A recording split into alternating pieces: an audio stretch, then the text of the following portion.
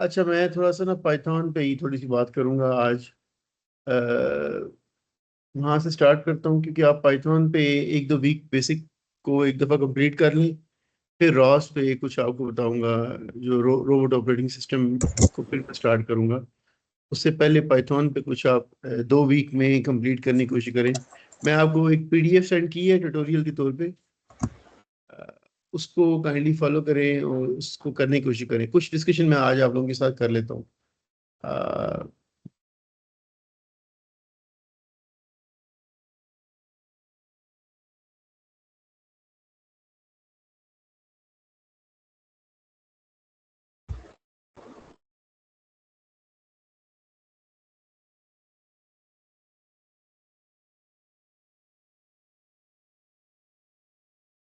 मैं screen share करता हूँ आप लोगों के साथ अपनी।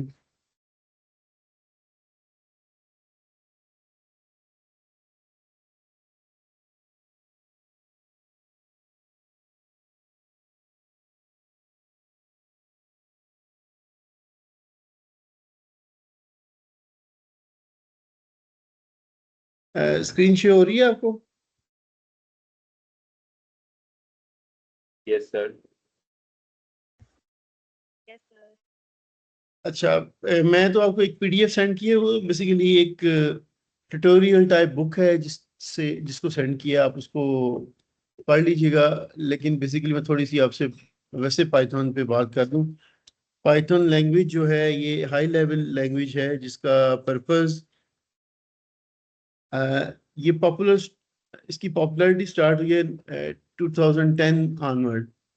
और इन स्पेसिफिकली जो मशीन लर्निंग और डीप लर्निंग इस एस्पेक्ट के पॉइंट ऑफ व्यू से ये बड़ी पॉपुलर लैंग्वेज यानी इवॉल्व हुई।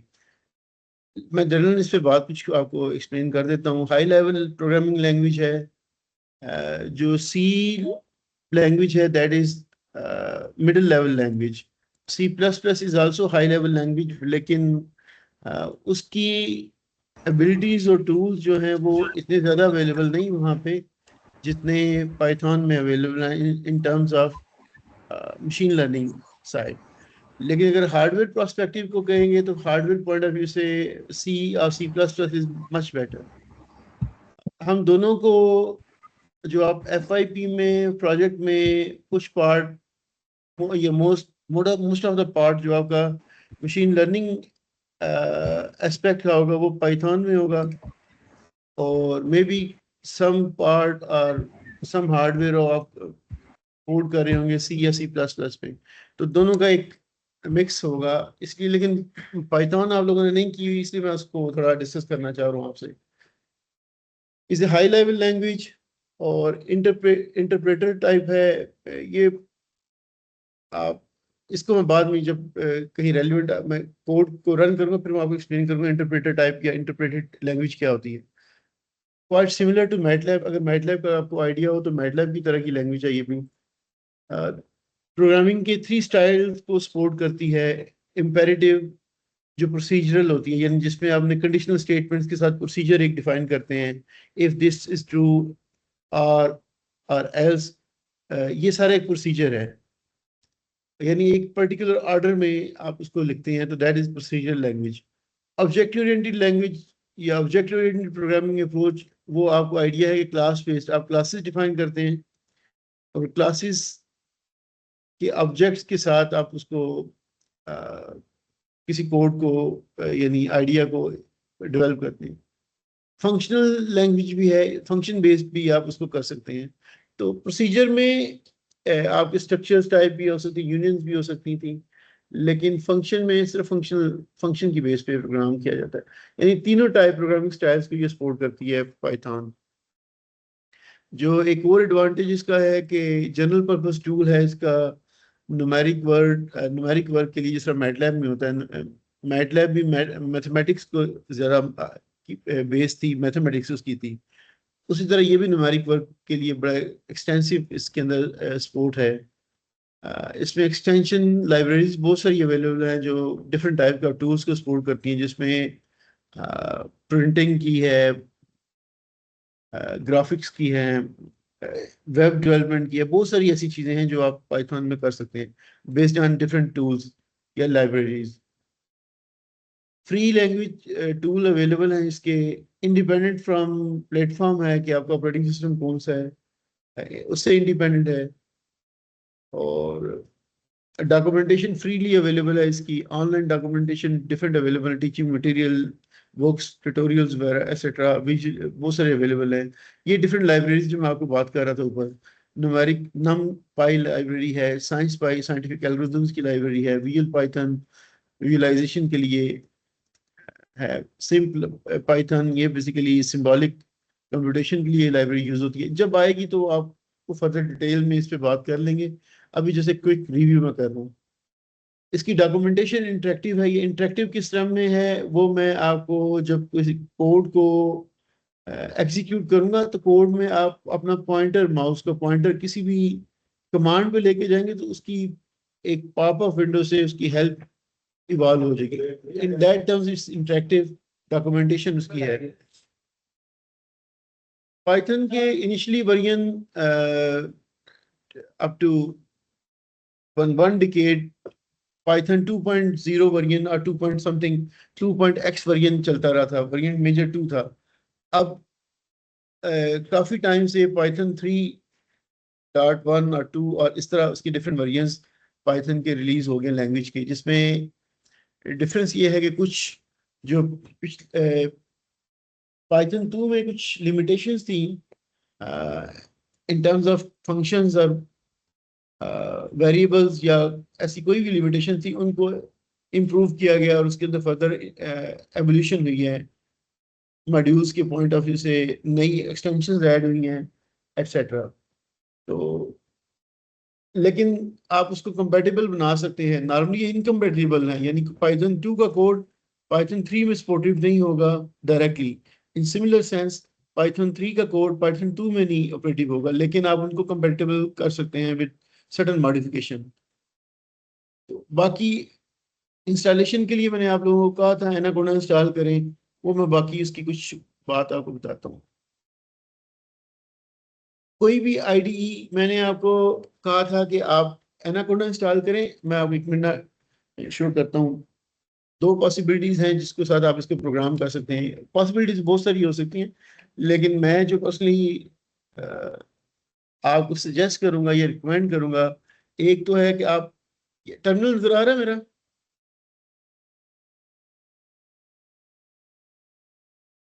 भाई आवाज आ रही है कि नहीं आ रही है आप लोगों को? आप चुप करके बैठ सर गए और और यस आ रहा है। यस सर आ रहा है। टर्मिनल भी नजर आ रहा है ना आपको? यस आ रहा है सर।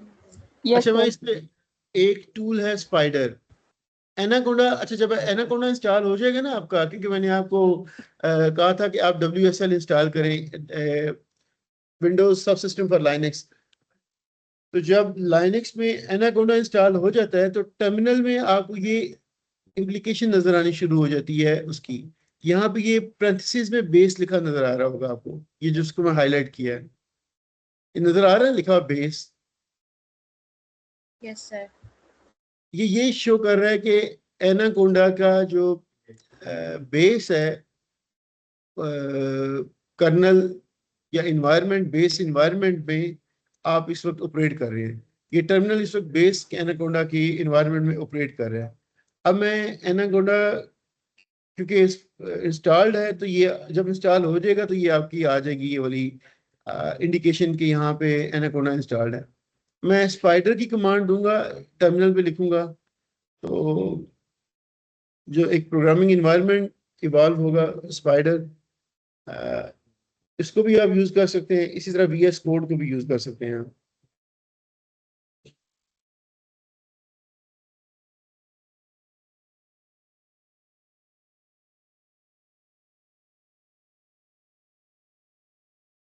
नजर आया आपको इन्वायरमेंट?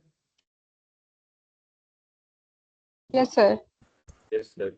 हाँ जी, ये बेसिकली प्रोग्रामिंग है इन्वायरमेंट, इसमें आप प्रोग्राम कर सकते हैं और इसको बाकी एक्सप्लेनेशन इसकी मैं, कोड क्या है, किस तरह इसको डिबग करते हैं, किस तरह अंडरस्टैंड करते हैं, वो बात की बात है, लेकिन जस्ट आपको बेसिक चीज बता रहा हूँ।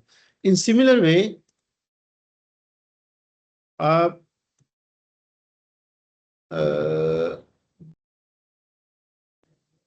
VS कोड को भी कर सकते हैं। VS कोड टर्मिनल में लिखेंगे ना तो वो, अच्छा मेरे पास VS कोड इस तरह इंस्टॉल नहीं है, टर्मिनल के थ्रू वैसे इंस्टॉल्ड है। मैं आपको वो ओपन करके दिखाती हूँ।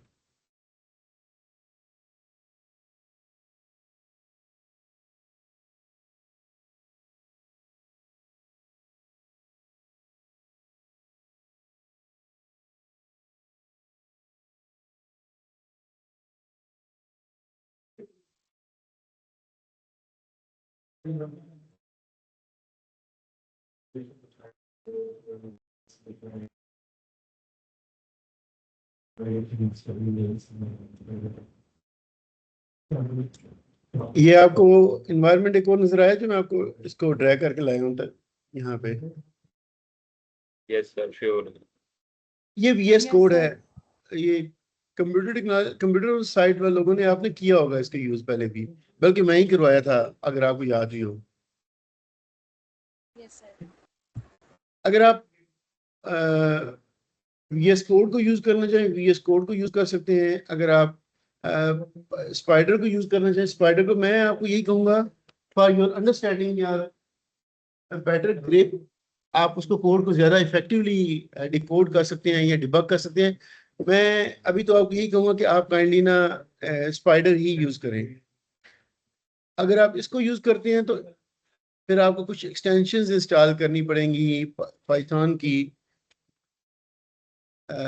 इसमें VS कोड में।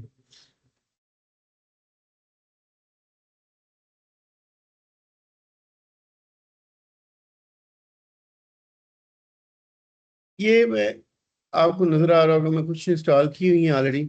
पाइथन डिबगर है, ये पाइथन की है एक्सटेंशन। ये इंस्टॉलेशन की हुई है उनकी, मैं ऑलरेडी कर चुका हूँ इनको, इसलिए मैं इसको अपनी दोबारा कर रहा। लेकिन आप एक्सटेंशंस कुछ इंस्टॉल कर ले अगर आप VS कोड पे करना चाह रहे हैं। अभी फिल वक्त मैं इसको VS कोड को नहीं यूज करूंगा, आपको स्पाइडर से ही एक्सप्लेन कर दूंगा सारी कोड को डिबग करना। ठीक है। Okay, sir. अच्छा अब ना मैं वापस उसी पे आता हूँ जो ट्यूटोरियल पे बात कर। आप एक इन्वायरमेंट रन कर लेंगे जो भी आप प्रोग्रामिंग इन्वायरमेंट है। सबसे पहले आप ये as it is copy paste करके कमांड, अच्छा एक चीज और मैं आपको बता दूं, मैं कोई ना सिंपल कोड आपको दिखाऊं। लेट्स आवाज क्लियरली आ रही है ना मेरी? Yes, yes sir. Sir clear है। अच्छा, मैं ये कह रहा हूँ कि आपने जब भी किसी कोड को अंडरस्टैंड करना, ये तो आपको ट्यूटोरियल में तो बहुत छोटे छोटे चंक्स में, स्मॉल चंक्स में लिखा और मिलेगा कोड। लेकिन मैं आपको थोड़ा सा एक लार्जर कोड को रन करके दिखाता हूँ, बल्कि मैं ना इससे भी थोड़ा इजी कोड ओपन करता हूँ।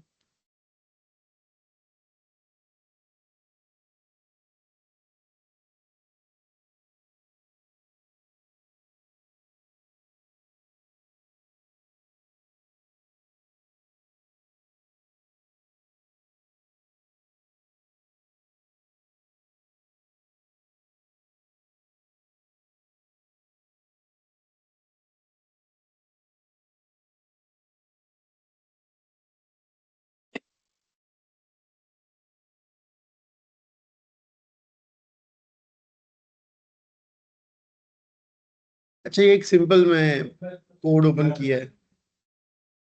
अच्छा, बाकी इसकी डिस्क्रिप्शन और अंडरस्टैंडिंग तो विद पैसेज ऑफ टाइम आएगी आपको।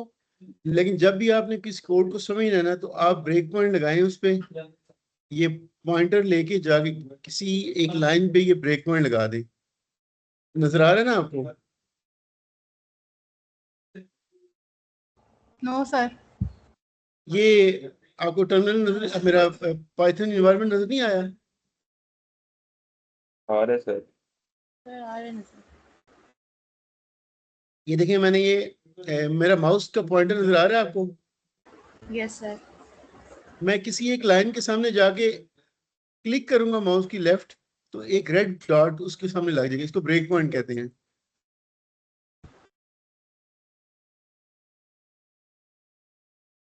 ठीक है।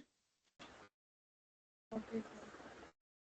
उसके बाद आप Yes, ये sir. जो डिबग फाइल की आपको ऊपर टूल नजर आ रहा है या बटन नजर आ रहा है, इसको क्लिक करें तो वो पॉइंटर रन होके यहाँ पे आके स्टॉप कर गया है। ठीक है, यानी कोड कंटिन्यूसली एग्जीक्यूट नहीं किया, इस लाइन पे स्टॉप हो गया। अब मैं इसको लाइन बाय लाइन रन करके चेक कर सकता हूँ कि ये लाइन क्या करेगी और इसमें क्या हो रहा है। बेसिकली ये जो लिखा हो ना, import numpy as np, numpy एक लाइब्रेरी है जिसको आप इंपोर्ट कर रहे हैं। जिस तरह आप वहां पे सी लैंग्वेज में इंक्लूड करते थे ना, कोई हेडर फाइल इंक्लूड करते थे किसी कोड के अंदर। मेरी बात समझ आ रही है? Yes, sir. Yes, sir. यहाँ Yes, पे sir. यहाँ पे किसी लाइब्रेरी को इंक्लूड करने के लिए इंपोर्ट का वर्ड यूज करते हैं। और एक ऑप्शन एक्स्ट्रा है कि आप इंपोर्ट numpy कर लें, फिर उसको numpy को यूज कर लें। लेकिन एक ऑप्शन ये यहाँ पे फैसिलिटी ये भी प्रोवाइड करता है कि आप इतना बड़ा वर्ड लिखने की बजाय इसको एक स्मॉल या शॉर्ट नेम दे लें जिसके साथ इसको आप बाद में यूज करेंगे। तो इसको हम कर दिया, लिख दिया इंपोर्ट numpy as np। पर मतलब ये हुआ कि आपने इंपोर्ट किया numpy को और उसको ऑब्जेक्ट का नेम दे दिया np का, ऑब्जेक्ट नेम दे दिया np। ठीक है, जब भी आप numpy को यूज करेंगे तो आप np के साथ करेंगे। लेट्स सपोज अब numpy है मैथमेटिकल कैलकुलेशंस और न्यूमेरिकल कैलकुलेशंस के लिए। मैं शेप एक फंक्शन है या रैंडम नंबर जनरेट करने हो, वो फंक्शन है। तो लिखा हुआ है np, यानी उस लाइब्रेरी की एक्सटेंशन, उस लाइब्रेरी को थ्रू np ऑब्जेक्ट एक्सेस किया है डॉट रैंडम। np के अंदर एक रैंडम फंक्शन है, उसके अंदर फर्दर, यानी रैंडम क्लास है, उसके अंदर फर्दर फंक्शन है रैंड का, np dot random dot rand. और फिर आगे ये फर्दर इसकी एक्सप्लेनेशन ये क्या लिखा हुआ है ये बाद में आपको समझाऊंगा, ये द पैसेज ऑफ टाइम। लेकिन मैं जब आपको एक बात समझाना ये चाह रहा हूँ कि इंपोर्ट और numpy एज np क्या क्या मतलब है। ये बात समझ आ गई आपको?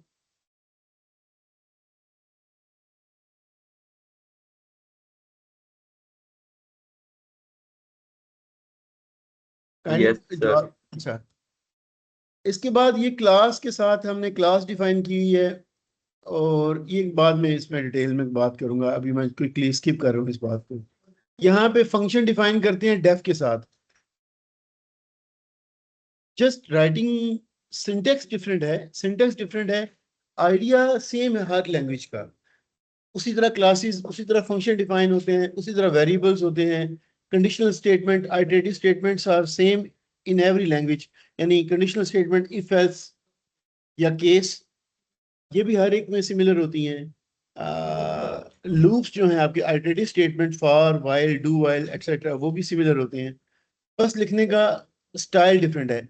डेफ के साथ फंक्शन लिखा होता है, अर्ली स्टॉपिंग फंक्शन का नेम है, डेफ के साथ हम उसको डिफाइन करते हैं।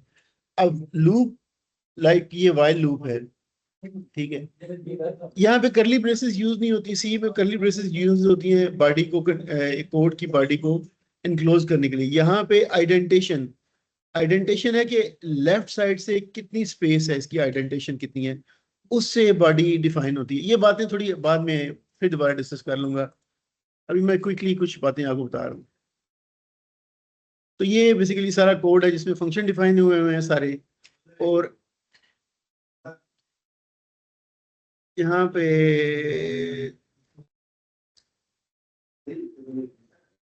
अगर मैं इसको स्टेप बाय स्टेप रन करूँ, ये है लाइन, सिंगल लाइन एग्जीक्यूशन, ये F10 या current debug current line. Library import करने की कोई आउटकम नजर नहीं आएगी कुछ आपको, तो इसलिए ये कुछ नजर नहीं आएगा। राइट साइड, ये जो आपकी राइट साइड विंडो में अगर आपको मेरी पॉइंटर नजर आ रहा हो, ये पॉइंटर अगर नजर आ रहा हो, तो ये वेरिएबल एक्सप्लोरर है। जो वेरिएबल या जो भी लाइन आप एग्जीक्यूट करेंगे, उस लाइन की एग्जीक्यूशन का कुछ वेरिएबल्स और रिजल्ट्स यहाँ पे नजर आना शुरू हो जाएगा आपको। अब क्योंकि ये सिर्फ लाइब्रेरी इंपोर्ट हुई है, इसका ऐसा कोई रिजल्ट नहीं आएगा। फिर क्लास डिफाइन कर रहे हैं आप, क्लास के अंदर बेसिकली आप कुछ भी नहीं कर रहे, जब तक क्लास कॉल नहीं होगी उस वक्त तक ये होगा कुछ नहीं। अब ये थोड़ा टाइम लगा रहा है, मुझे वेट करना पड़ेगा।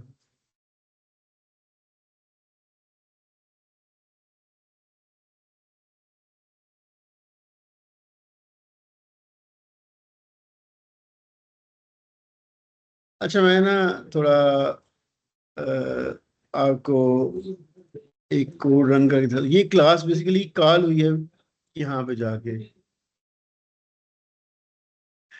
ये कोड है एक, बेसिकली मशीन लर्निंग एल्गोरिथम है जिसका कोड है। मैं इसको डिबग करूंगा। उसी तरह एक ब्रेक पॉइंट लगाया यहाँ पे। ये अगले सेमेस्टर में आप लोगों को ये कोड यूज भी कराऊंगा, समझा भी दूंगा ये वो सब। अभी जस्ट ऑब्जेक्टिव मेरा पाइथन है, इसलिए मैं इस पे बात नहीं कर रहा।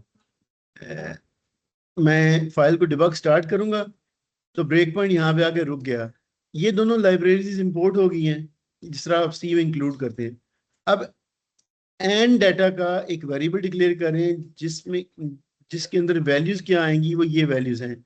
एक आप मैट्रिक्स डिफाइन करें, ये बात बाद में बात करूंगा ये भी किस तरह डिफाइन हो रहा है। लेकिन आप देखिएगा जो मैं लाइन रन किया उसका रिजल्ट आपके पास यहाँ पे आ गया है, ये राइट साइड पे वेरिएबल एक्सप्लोरर में। अब अगर आप इस वेरिएबल पे डबल क्लिक करें तो ये बेसिकली एक मैट्रिक्स मैंने डिफाइन किया है। मैट्रिक्स क्या है? बुलियन अलजेब्रा अगर आपने एंड गेट पढ़ा हुआ तो एंड गेट के कॉम्बिनेशन है। 0 0 इनपुट होती है, 0 1 इनपुट कॉम्बिनेशन है, 1 0 इनपुट कॉम्बिनेशन है, 1 1 इनपुट कॉम्बिनेशन है, और एंड गेट की आउटपुट ये होती है। ये बेसिकली एक एंड गेट का ट्रुथ टेबल डिफाइन किया है। सही है? Yes sir. सर इस वेरिएबल को आपने इस मैट्रिक्स से इनिशियलाइज किया हुआ है? बेसिकली मैं np डॉट numpy का एक फंक्शन है अरे। हम वैसे मैट्रिक्स सी लैंग्वेज के अंदर मैट्रिक्स डिफाइन करना हो ना तो वहां पे हम एक अरे डिफाइन करते हैं किसी वेरिएबल टाइप की, इंटीजर टाइप की अरे। और अगर आपको याद होगा तो हम पहले अरे के नाम के साथ स्क्वायर ब्रैकेट्स में उसका साइज डिफाइन करते हैं। यहाँ पे वो करने की जरूरत नहीं होती पाइथन में। यहाँ पे एक फंक्शन है अरे का जो numpy के अंदर है, np डॉट अरे। ये फर्स्ट स्क्वायर ब्रैकेट में 3 वैल्यूज लिखी हैं, 0 0 0 ये फर्स्ट रो को डिफाइन कर रहा है। फिर सेकंड रो 0 1 0, ये सेकंड रो है, ये थर्ड रो है, ये फोर्थ रो है। अब ये देखिएगा 0 0 0 first row, 0 1 0 second row, 1 0 0 third row, और 1 1 1 फोर्थ रो। इस तरीके से ये मैट्रिक्स डिफाइन किया हुआ है। अच्छा, ये बातें ना कुछ आपको प्रैक्टिस से समझ आएगी। अभी मैं तो क्विकली एक ओवरव्यू आपको दे रहा हूँ, अभी उसकी उतनी डिटेल में नहीं मैं गया। वो आपको कुछ एक्सपीरियंस के साथ ये चीज़ें समझ आ जाएंगी इंशाल्लाह। हम इसको 1 2 वीक में कंप्लीट करने की कोशिश करेंगे ये सारा काम, जो एक ओवरव्यू ऑफ पाइथन लैंग्वेज। इसी तरह अच्छा एक और तरीका भी डिबग करने का। एक तो ये कि आप लाइन को रन करके उसका आउटपुट देखें। एक तरीका ये भी है कि आप इस लाइन को सिलेक्ट करें, राइट क्लिक करके रन सेल और एडवांस, नहीं सॉरी, रन सिलेक्शन और करंट लाइन, ये जो F9 है, ये करेंगे तो ये नीचे यहीं पे टर्मिनल में रन हो जाएगी और यहाँ पे इसकी आउट रिजल्ट आ जाएगा। यहाँ पे रिजल्ट देखने के बजाय आप यहाँ पे भी देख सकते हैं। जस्ट सिलेक्ट करें और राइट क्लिक करके उसको रन करके देख सकते हैं। ये कहाँ पे यूजफुल होगा आपको विद पैसेज ऑफ टाइम समझ आ जाए। कहीं पे आपको समझने के लिए इस तरह भी करना पड़ता है। अच्छा, नेक्स्ट मैं लाइन रन करूंगा तो एक XOR डाटा का वेरिएबल डिफाइन हो जाएगा। अब ये MLP की क्लास डिफाइन, MLP क्लास है जो बेसिकली हमने इंपोर्ट की है। ये देखिए इंपोर्ट MLP, और MLP की ये क्लास हमने डिफाइन की है यहाँ पे। इस क्लास को इंपोर्ट किया है हमने यहाँ पे। अब क्लास को यहाँ पे भी डिफाइन कर सकते थे, लेकिन हमने क्लास को सेपरेट डिफाइन किया हुआ है फाइल में, और उस फाइल को यहाँ पे इंपोर्ट कर लिया, जिससे ये होता है कि कोड की विजिबिलिटी और tracking it becomes bit much easier. अगर आप सारा कोड एक ही जगह पे सारा डेवलप करते हैं, sometime it becomes more cumbersome और becomes more tedious to track. उसको ट्रैक करना मुश्किल हो जाता है बहुत दफा। Just is for sake of that thing class को एक सेपरेट फाइल में डिफाइन किया, फिर उसको इंपोर्ट कर लिया। अब इस MLP को हम कॉल करें क्लास को डॉट, इसी MLP क्लास के अंदर एक MLP का फंक्शन भी है। ये देखिए MLP क्लास है और इसके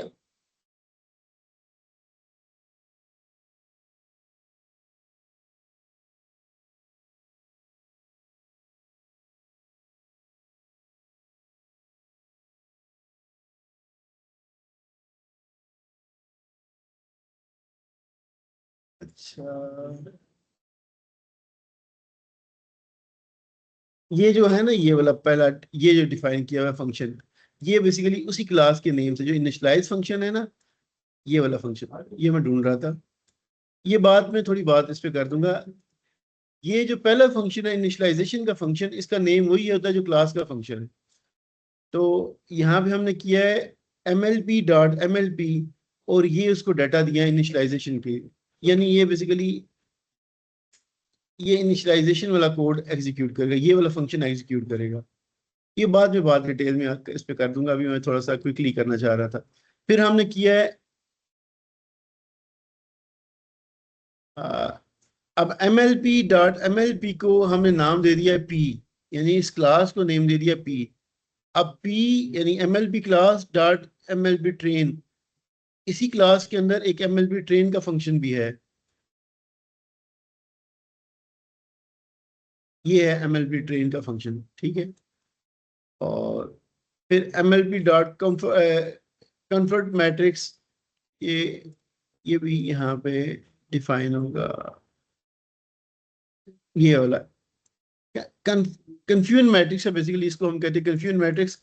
ये एक मशीन लर्निंग के अंदर यूज होता है, लेकिन शार्ट में उसको कॉन्फ मैट लिखा हुआ है। तो कंफ्यूजन मैट्रिक्स का फंक्शन भी डिफाइंड है इसके अंदर। अच्छा, बहरहाल मैं बात खत्म करता हूँ कि आप लाइन बाय लाइन कोड को, एक लाइन को एग्जीक्यूट करें और उसके रिजल्ट से आप इस कोड को डिबग ट्रेस कर सकते हैं कि ये कोड की लाइन क्या कर रही है, हो क्या रहा है, उसको आप समझ सकते हैं। लाइन बाय लाइन डिबगिंग से आप किसी भी कोड को सीख सकते हैं, समझ सकते हैं। तो एक ये एस्पेक्ट मैं आपको बताना चाह रहा था। अब मैं वापस आता हूँ इस ट्यूटोरियल पे। आप यहाँ पे डिफरेंट स्टैंडर्ड, ये आपको कोड प्रिंट का फंक्शन लिखने का, प्रिंट फंक्शन किस तरह यूज होता है वो दिखाया गया है। इसकी आप रन करके देखिएगा। ये डिफरेंट फंक्शंस हैं, यानी कैलकुलेटर का काम है 2+3 लिखे तो आपका आंसर आ जाएगा। इस तरह करके देखिएगा, आपको समझ आ जाएगी। फिर वेरिएबल, अच्छा सी लैंग्वेज में वेरिएबल की डेटा टाइप डिफाइन करनी पड़ती है, और उसके बाद यहाँ पे पाइथन में डिफॉल्ट टाइप उसकी डबल होती है, यानी डबल टाइप का डाटा वेरिएबल होता है। लेकिन आप उस वेरिएबल को उसकी टाइप चेंज कर सकते हैं, इंटीजर टाइप या किसी और टाइप में चेंज कर सकते हैं। और जहाँ पे कहीं आएगा वो भी आपको वहाँ पे दिखा दूंगा मैं। अच्छा, इंपोर्ट मैथ, मैथ का एक लाइब्रेरी है, उसको इंपोर्ट करें। फिर मैथ डॉट स्क्वेयर रूट, ये 4 का स्क्वेयर रूट ले लेगा। ये इस तरह आप करके देखिएगा, यानी ये छोटे छोटे कोड आप करके देखें और उसको समझने की कोशिश करें। इसी तरह मैथ के अंदर ये डिफरेंट फंक्शन अवेलेबल हैं, यानी कोसाइन इनवर्स है, ये ए कोसाइन का मतलब कोसाइन इनवर्स, ये हाइपरबोलिक कोसाइन हाइपरबोलिक इनवर्स है, ये साइन इनवर्स है। इसी तरह ये सारे डिफरेंट फंक्शंस हैं इसके अंदर, और हेल्प के साथ भी आप उसकी डिटेल देख सकते हैं। अच्छा, एक मैंने बात की थी, हाँ जी, वो मैं आगे बात फिर दोबारा रिपीट कर लूँ।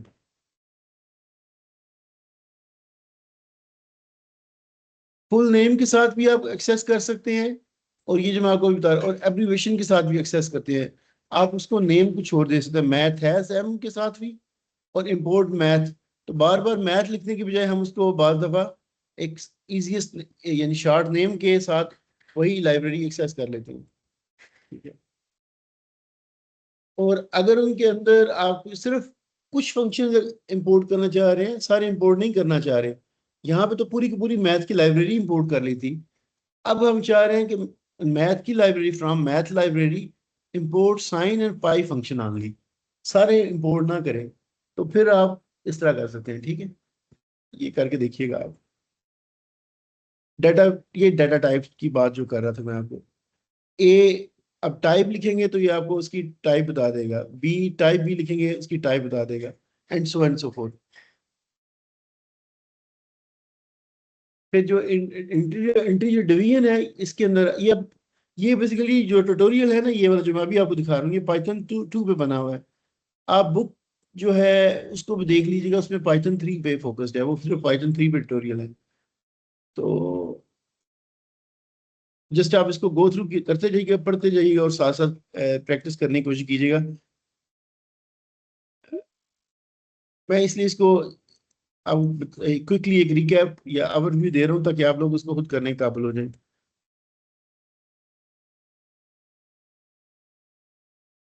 ये है इंटरेक्टिव डॉक्यूमेंटेशन। अगर आप किसी चीज को विजुलाइज करना चाह रहे हैं तो वो आप विजुलाइज भी कर सकते हैं, इसकी डॉक्यूमेंटेशन देख भी सकते हैं कि किस तरह है। ये आगे फंक्शन किस तरह डिफाइन करते हैं ये बाद में बात करता हूँ। मैं एक दफा आपको एक चीज दिखा दूँ। स्पाइडर को कोड नजर आ रहा है ना आपको? ये देखिएगा, अरे का फंक्शन मैंने डिफाइन किया, यूज किया ना।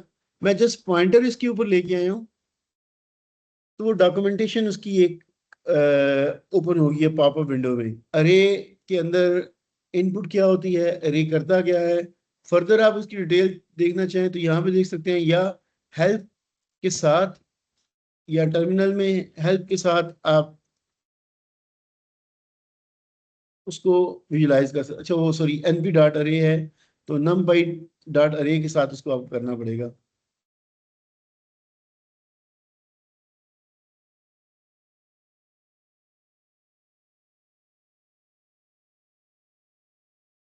ये ना यहाँ पे मसला पता क्या आ रहा है, इसको इंपोर्ट नहीं किया, उसके इंपोर्ट करके टर्मिनल पे मैं कर सकता था इसको।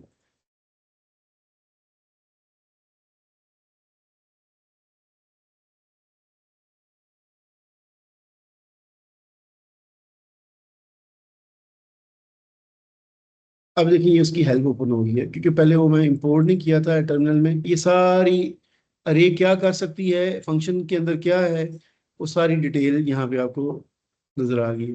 अदरवाइज आप यहाँ पे लेके भी जाएंगे पॉइंटर भी आप अपना, तो वहां से भी हेल्प पॉप आउट हो जाती है।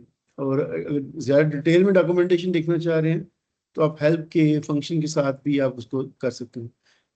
ये बेसिकली लेकिन आपको ये करना पड़ेगा क्योंकि ये numpy के अंदर है, तो इसलिए numpy को इंपोर्ट करके करना पड़ेगा ये वाला काम। बात समझ आ रही है? Yes sir. कोई क्वेश्चन हो यहाँ तक काइंडली बताइएगा मुझे।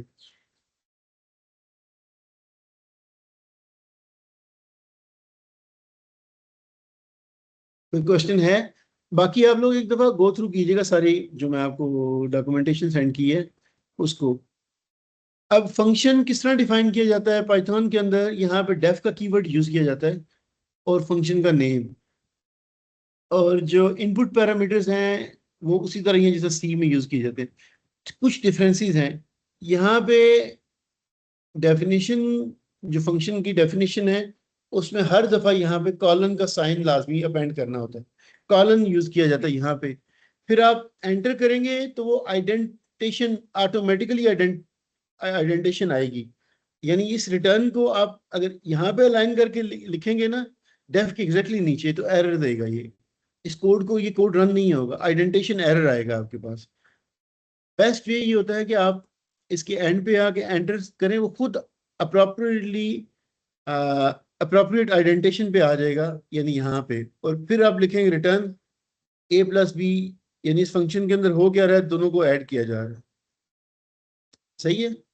इसी तरह डिफरेंट फंक्शन डिफाइन किए गए। अच्छा, सी के अंदर या हम वहाँ पे फंक्शन यूज करते थे पावर का, किसी नंबर की कोई पावर लेनी हो। यहाँ पे ये जो डबल स्टेरिक साइन है ना ये वाला, ये ए डबल स्टेरिक साइन 2 का मतलब ये है कि ए रेज पावर 2 है। ठीक है? ए डबल स्टेरिक साइन 3 का मतलब ए रेज पावर 3 है। सही है?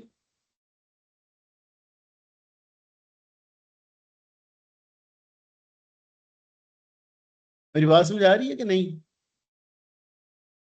Yes sir. अच्छा, ये अपना काइंडली मैं अब नहीं करता, आप लोग इसको पढ़ते जाएं और खुद इसको इम्प्लीमेंट करने की कोशिश करें। और जो क्वेश्चन हो वो फिर मैं आप लोगों के साथ फिर इसके बाद कंडीशनल वेरिएबल्स हैं, इफ एल्स, और किस तरह आप इम्प्लीमेंट करना, कंडीशन किस तरह सेट करते हैं, ये सारी यहाँ पे डिफाइंड हुई होंगी। ये वाला ट्यूटोरियल भी मैं सेंड कर देता हूँ और बुक मैंने आपको ऑलरेडी सेंड की हुई है, ठीक है। Okay sir.